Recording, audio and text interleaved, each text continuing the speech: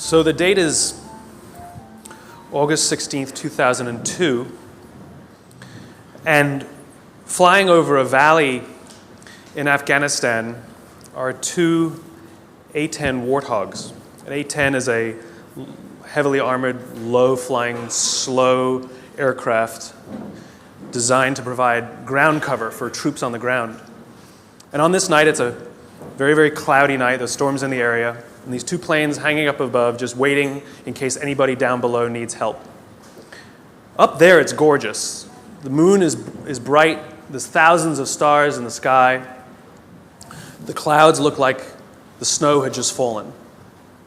Down below in the valley, however, there were 22 Special Operations Forces troops trying to make their way through the country, and they could feel that something was wrong. They felt uneasy. One of the pilots up above, call sign Johnny Bravo, and yes, he stands like this. He could feel their unease listening to them over the radio, so he decides he was going to go down below the cloud and just have a look. He tells his wingman, hang out up here, I'll go see what there is. And he points his plane down into the clouds.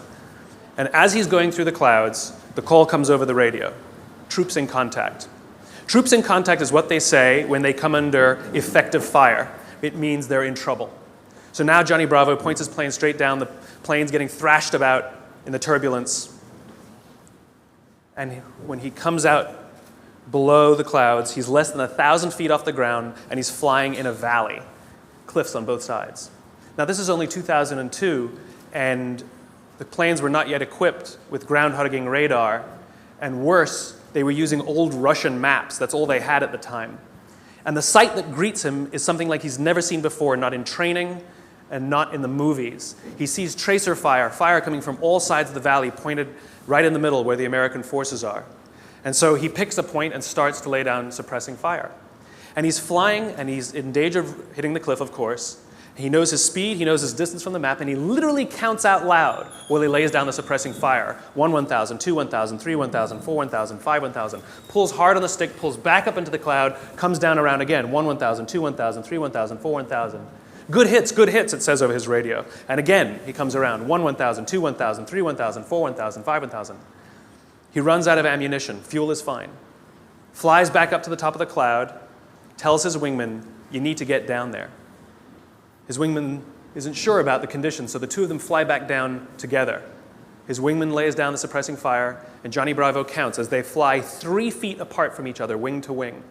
1, 1,000, 2, 1,000, 3, 1,000, 4, 1,000, 5, 1,000, up and around again. 1, 1,000, 2, 1,000, 3, 1,000, 4, 1,000, 5, 1,000. That night, 22 Americans went home alive with 0 casualties. My question is where do people like Johnny Bravo come from? Who are they? Who would risk their lives for others so that they may survive? I asked Johnny Bravo. I asked him, why would you do it? Why would you risk your life so that others may survive? And he gave me the same answer that everybody in his position gives, because they would have done it for me.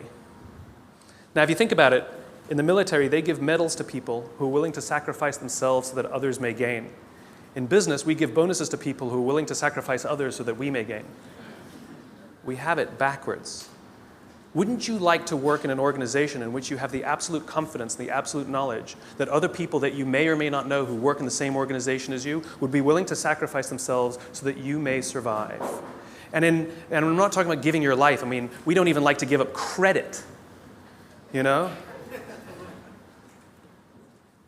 So where do people like Johnny Bravo come from? Well, it's an age-old question. They're not born. They're actually made. If you look at the human animal is like a machine. There are systems inside our bodies that are trying to get us to do things that are in the interest of the survival of the human animal, right? Just like in a business, in a company, if you want people to do something, you offer them some sort of positive or negative incentive to direct the behavior, right? So if you want people to achieve a certain goal, you offer them a bonus if they achieve that goal, and they'll work towards that goal because they want the bonus. It's a very simple system. The human body works exactly the same way. It works exactly the same way. Inside our bodies are chemicals that are trying to get us to do things that are in the best interest of us. If you've ever had a feeling of happiness, pride, joy, love, fulfillment, All of these feelings that we have are chemically produced feelings. And they're produced by 4 chemicals predominantly. These are basically responsible for all of the feelings that I would generically call happiness. They are endorphins, dopamine, serotonin, and oxytocin, EDSO. These 2 chemicals, endorphins and dopamine, I like to call these the selfish chemicals because you don't really need anybody's help to get them, right? Let me tell you a little bit about what they are. Endorphins. Endorphins are designed to do one thing and one thing only: mask physical pain. That's it. That's what they do. If you're a runner, if you've ever gone and done heavy exercise, you've heard of an endorphin rush or a runner's high. Basically what's happening is when that runner's out there pushing their bodies harder than they've ever pushed before, they feel good. And when they're done with their run, they feel fantastic. And then an hour later, they're in pain for damage they caused to their muscles an hour before, right? This is what endorphins are designed to do. They're designed to mask physical pain. The caveman reason for this stuff, because this stuff is all from 50,000 years ago, understand, Homo sapien existed at the same time as other hominid species, and yet we survived and they didn't. What is it about this species that's so good at survival and thriving? Look at the world we've built. It's not just that we're smart. We're certainly not the strongest and we're certainly not the smartest. It's that we're social animals. We have to do things together. We have to look after each other, and we have to work together to ensure that we survive, that we do well. This is how we're designed, right? These chemicals are trying to make that happen. So in these caveman times, 50,000 years ago, Paleolithic era, we had to eat. We're not the strongest, we're not the fastest. But there's one thing that the human animal is made for: endurance. We could track an animal for hours and hours and hours and miles and miles and miles. And if we were tired, we'd keep going. And if we got injured or we had to bring the food back to the cave, we'd continue to do it. And it was so good, it felt so good, that maybe we'd even volunteer to go hunting the next day, just like we get addicted to exercise, right? Oh my God, it was so much fun yesterday. I will totally go hunting tomorrow, right? Good system for the survival of the group. Good system.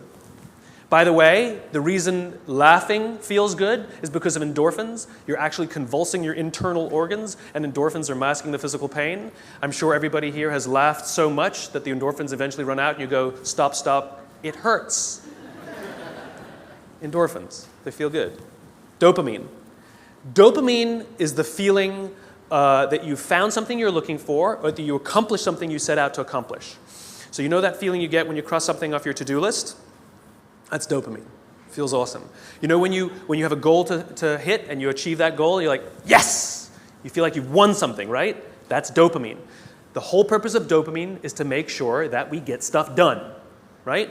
The historical reason for dopamine, we would never eat if we only waited until we got hungry, because there's no guarantee that we would find food. So dopamine exists to help us go looking for food. We get dopamine when we eat, which is one of the reasons we like eating. And so when you see something that reminds you of something that feels good, we want to do the behavior that helps us get that feeling, right? So let's say you're out there going for a walk and you see an apple tree in the distance. You get a small hit of dopamine.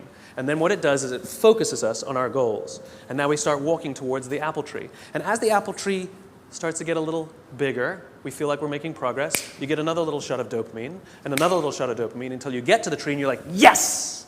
Okay? This is why we're told you must write down your goals. Your goals must be tangible.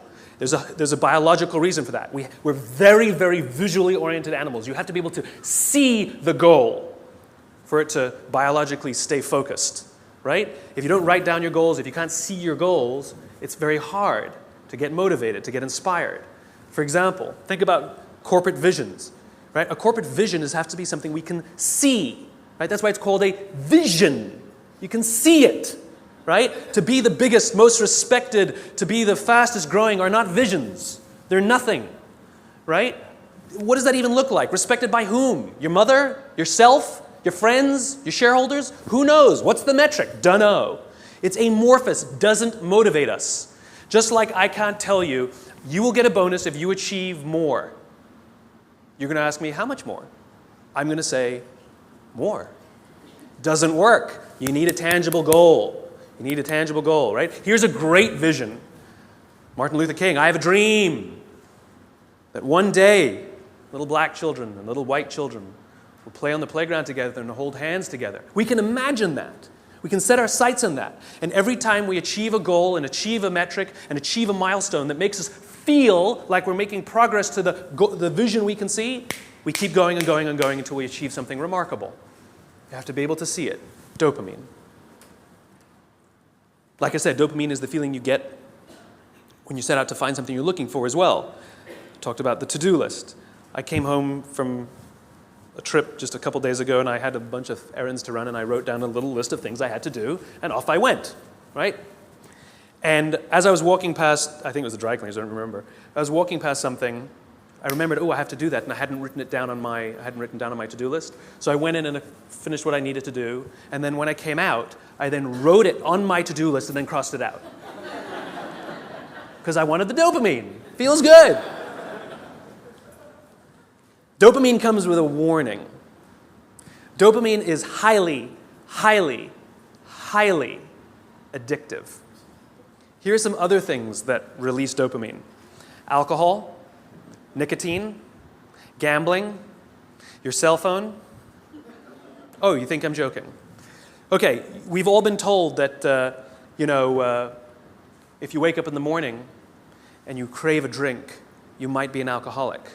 Well, if you wake up in the morning, the first thing you do is check your phone before you even get out of bed, you might be an addict.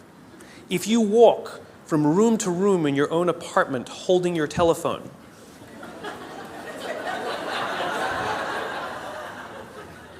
you might be an addict. When you're driving in your car and you get a text and your phone goes beep. We hate email, true. We love the beep, the buzz, the ding. Oh. Right? You'll be there in 10 minutes, and yet you have to look at it right now. You might be an addict. And even if you read it and it says, are you free for dinner next Thursday? And you have to reply immediately, you can't wait the 10 minutes, you might be an addict. And for all you Gen Ys out there who like to think that you're better at multitasking because you grew up with the technology, then why do you keep crashing your cars when you're texting? You're not better at multitasking, you're better at getting distracted.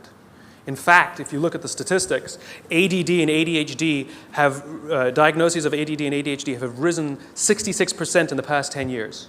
Okay, ADD and ADHD is a frontal lobe disorder, right? Are you telling me out of nowhere 66% of our youth have a frontal lobe problem? Where did that come from? No, it's a misdiagnosis, right? What are the symptoms of a dopamine addiction to technology?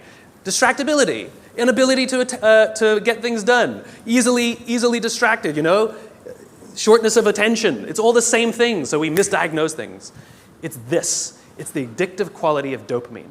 We can also get addicted to performance in our companies when all they do is give us numbers to hit, and a bonus you get, and a bonus you get, and a bonus you get. All they're doing is feeding us with dopamine, and we can't help ourselves. All we do is want more, more, more. It's no surprise that the banks destroyed the economy, because one of the things we know about dopamine addict is they will do anything to get another hit, sometimes at the sacrifice of their own resources and their relationships. Ask any alcoholic, gambling addict, or drug addict. Ask them how their relationships are doing and if they've squandered any of their resources. It's an addiction. Dopamine is dangerous if it is unbalanced. It is hugely helpful when in a comfortable and balanced system, but when unbalanced, it's dangerous and it's destructive.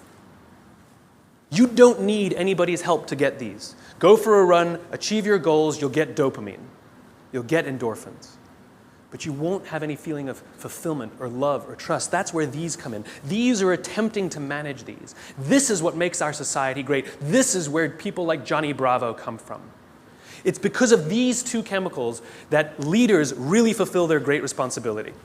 Outside in the world is danger at all times, for various reasons. In caveman times, that danger may have been, a saber-toothed tiger. It may have been the weather. It may have been a lack of resources. It may have been, who knows, any number of things. Things that with no conscience are trying to kill you. They want to end your life.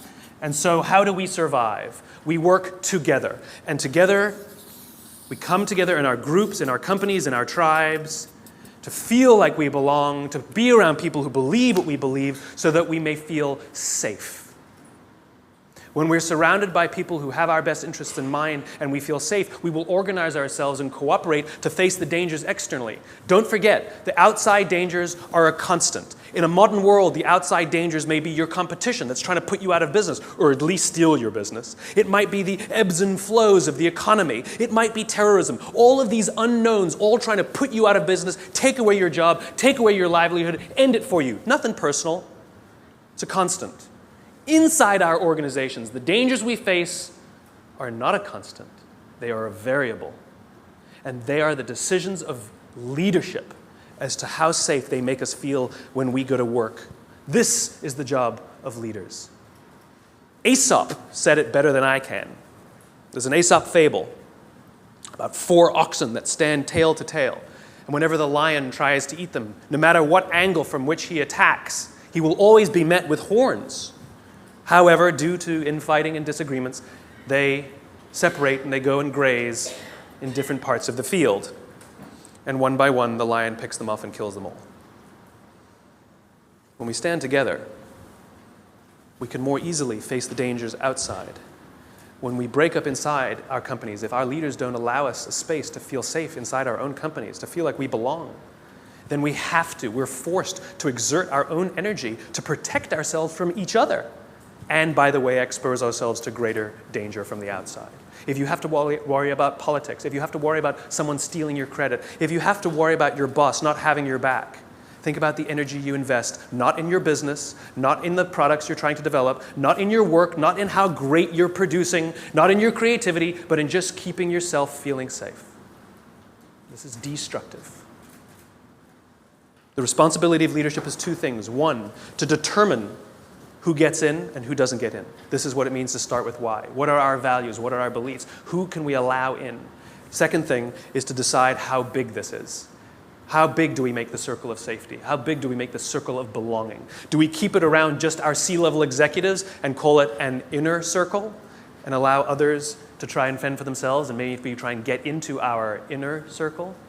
Or do we extend it to the outermost edges of the organization?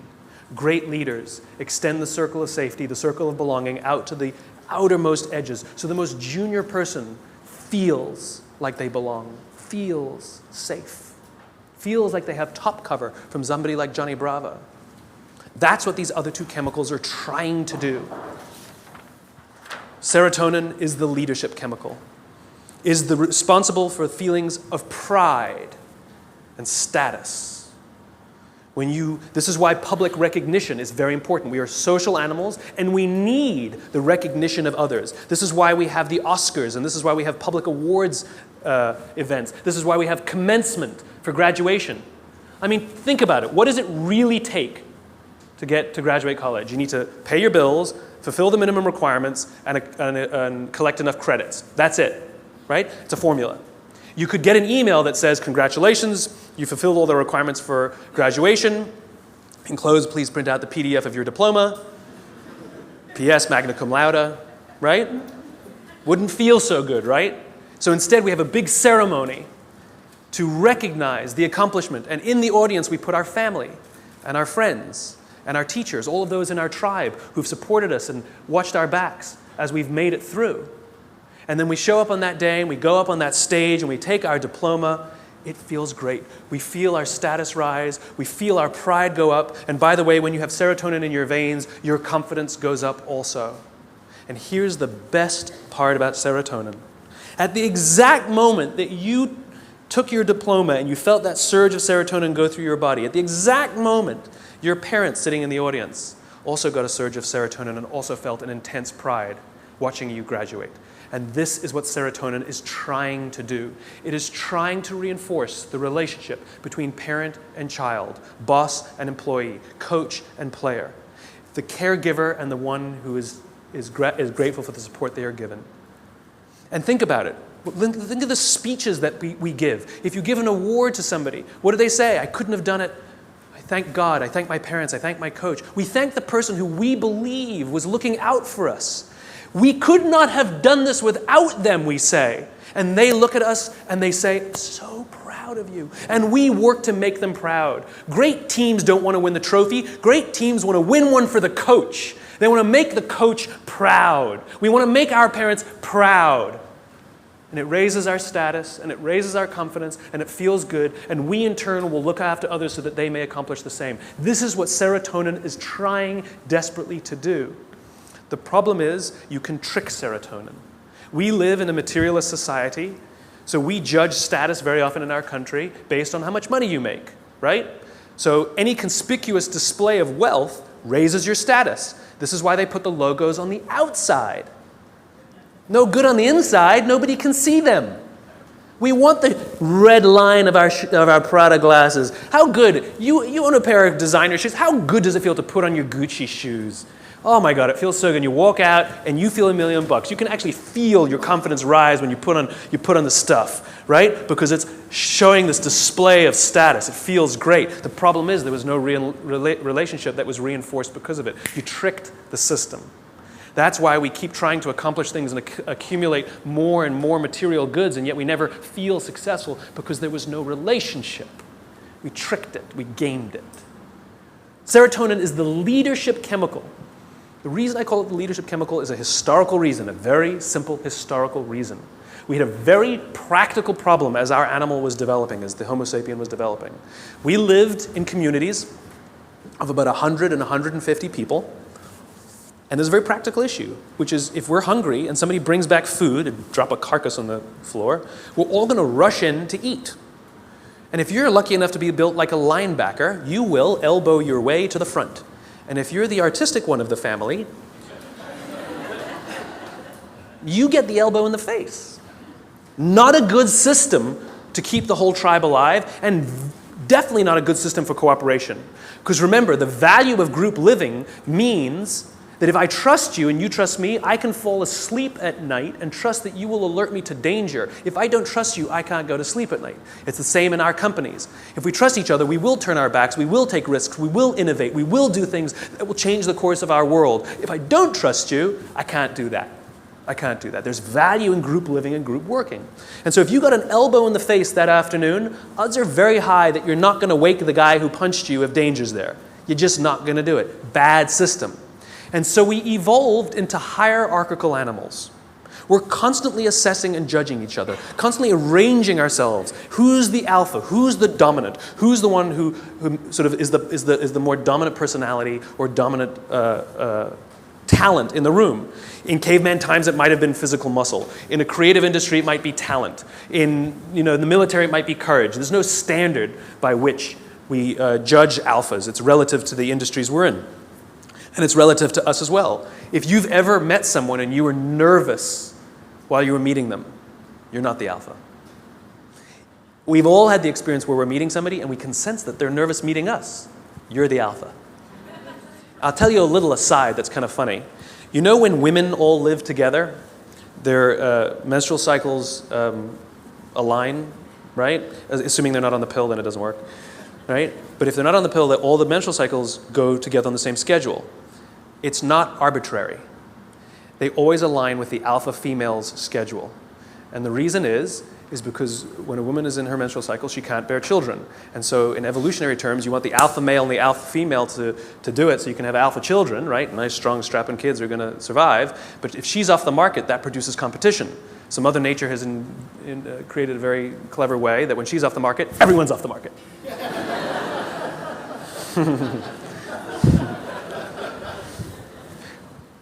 Back to the talk. So we're constantly judging and assessing each other who's alpha, right? And what we do is when we assess that someone else is the alpha, we voluntarily take a step back and allow them to eat first. Alphas get first choice of meat and first choice of mate. Good system. Good system. The alpha gets to eat first. The rest of us may not get the best cut of meat, but we will get to eat eventually and we won't get an elbow in the face. Good system. We'll happily alert them to danger later. Good system. This is why we're constantly trying to raise our status, is because there are benefits to being the alpha. People will do things for us and step back and offer us favors, right? We to this day, we're perfectly comfortable giving special treatment to our alphas. No one has a problem that your boss makes more money than you.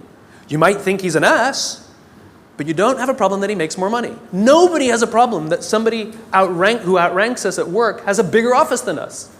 Doesn't offend us. It is deeply ingrained in us. We happily step aside and allow our alphas first choice of meat and first choice of mate.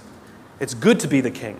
There are advantages that come with being the alpha. You get special treatment. You get to eat first. People show you love and respect. It boosts the serotonin. You walk around like this. It boosts your confidence. It's awesome. But it comes at a cost. You see, the group is not stupid. We're not giving all of that stuff away for free. Leadership, alpha, comes at a cost. You see, we expect that when danger threatens us from the outside, that the person who's actually stronger, the person who's better fed, and the person who is actually teeming with serotonin and actually has higher confidence than the rest of us, we expect them to run towards the danger to protect us. This is what it means to be a leader. The cost of leadership is self-interest. If you're not willing to give up your perks when it matters, then you probably shouldn't get promoted. You might be an authority, but you will not be a leader. Leadership comes at a cost. You don't get to do less work when you get more senior. You have to do more work. And the more work you have to do is put yourself at risk to look after others. That is the anthropological definition of what a leader is. This is why we're so offended by these banker boys who pay themselves astronomical salaries. It has nothing to do with the number. It has to do with the fact that they have violated a deep-seated social contract. We know that they made all of that money and allowed their people to be sacrificed. In fact, they may have sacrificed their people for the money. If I told you we're going to give $150 million to Nelson Mandela, would anyone have a problem with that? Nope. $250 million to Mother Teresa. Got an issue with it? Nope. It's not the number. It's not the amount of money they make. It's that we are deeply and viscerally offended that we know that we allowed them to have this alpha position and they did not fulfill their responsibility of the alpha. They're supposed to sacrifice themselves for us. Never sacrifice us for themselves. This is why we're angry and offended and don't trust them. They fail.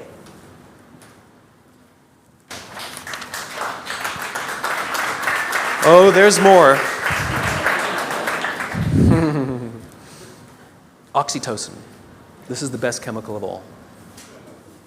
Oxytocin is the feeling of love and trust and friendship. It's all the warm and fuzzies. It's all the unicorns and rainbows.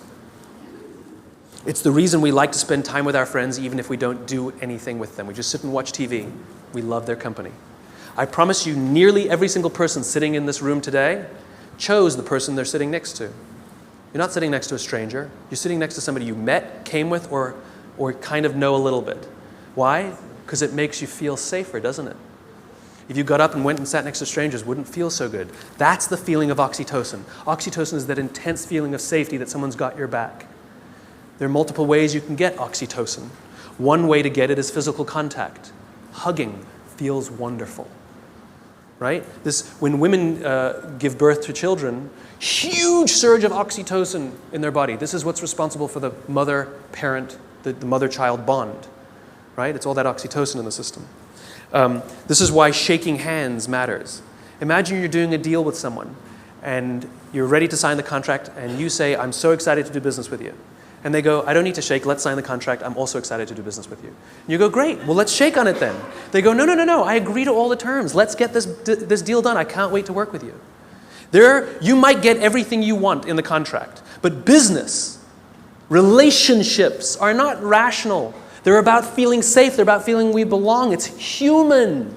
And one of the ways we want to know that that relationship is solidified is with physical touch. Their simple refusal to touch you, to exchange that oxytocin, means one of two things will happen. You will either completely scuttle the deal or you will go into it nervous. Human bonds matter. Another way you can get oxytocin is through acts of human generosity. An act of human generosity is defined as giving of your time and energy and expecting nothing in return. Money doesn't work, sorry. If I told you that this morning I gave $1,000 to charity, what would you think of me? You'd be like, good for you.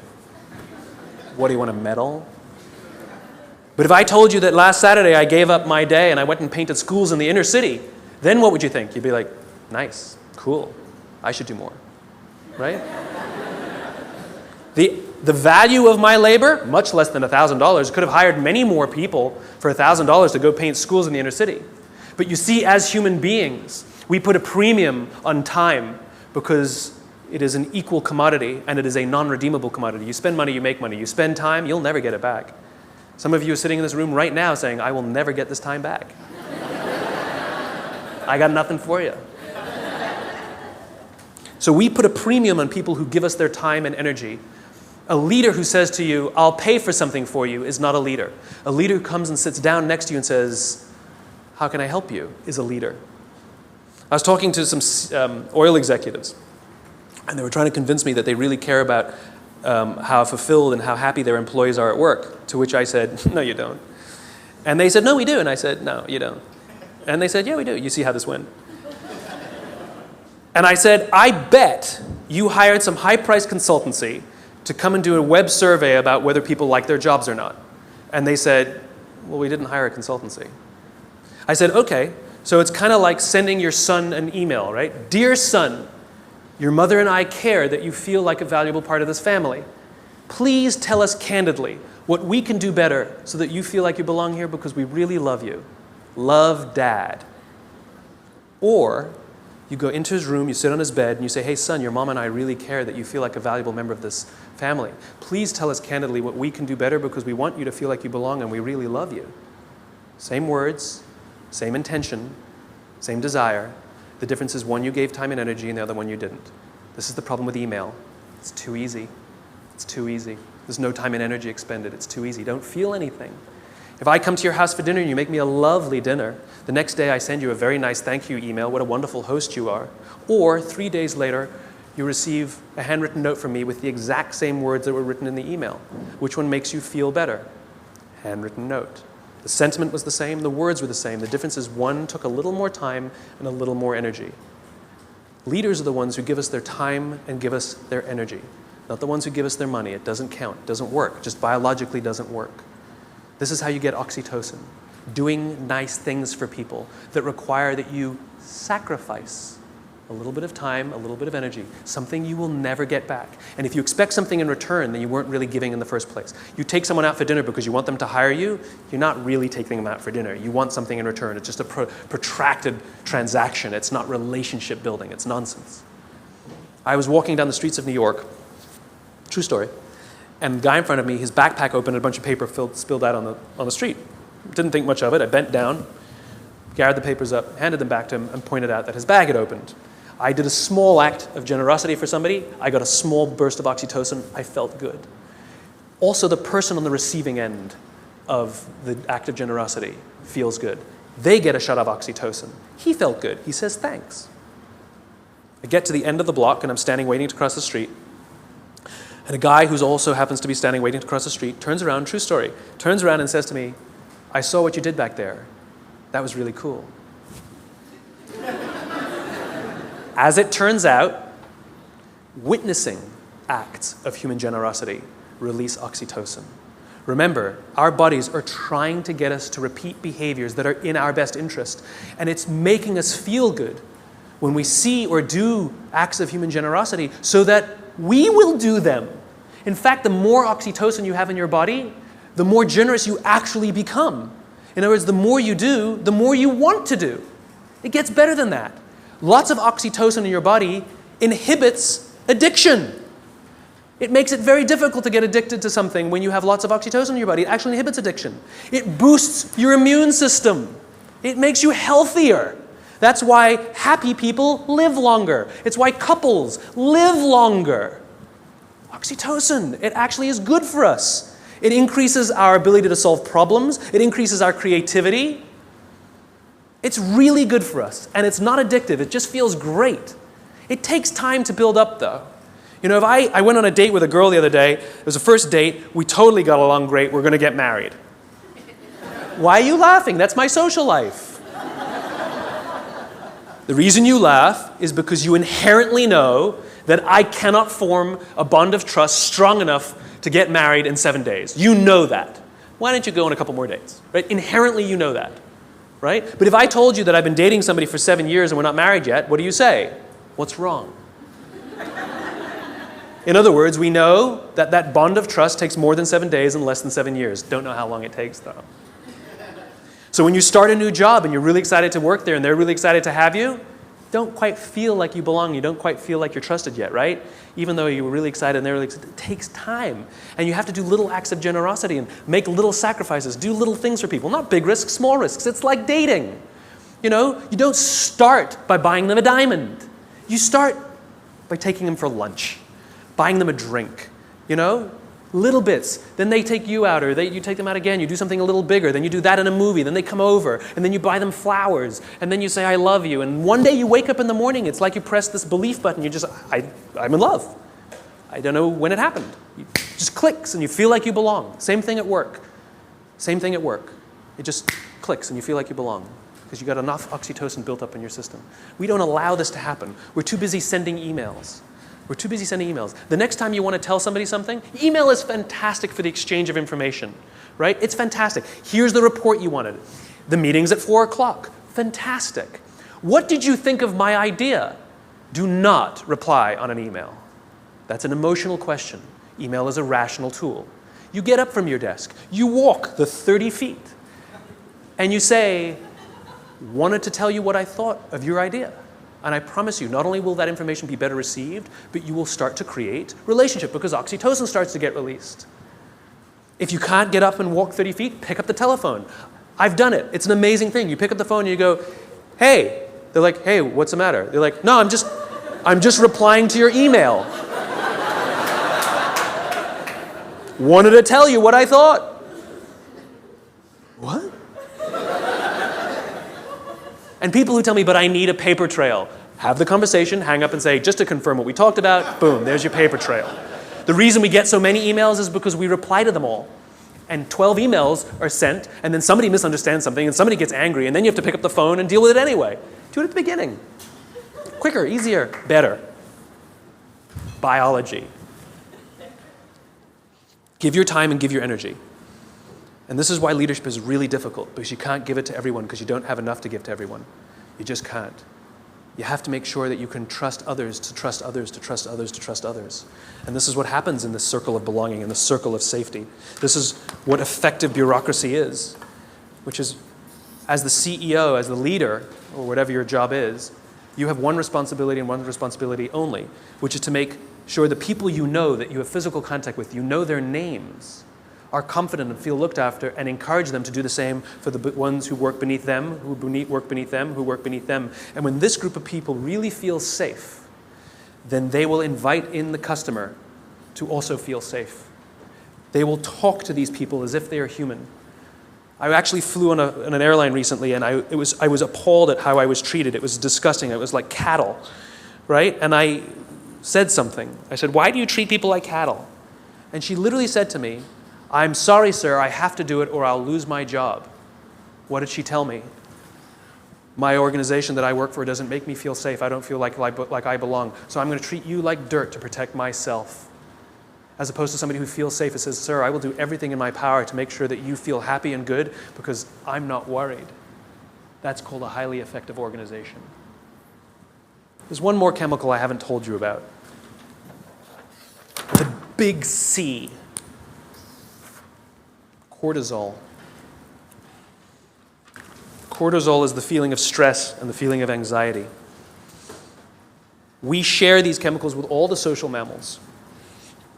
And so when you see a herd of gazelle, you've all seen the documentary on Discovery or whatever, right? You see a herd of gazelle grazing, and one of them thinks they hear a rustle in the grass, and they go, head, right?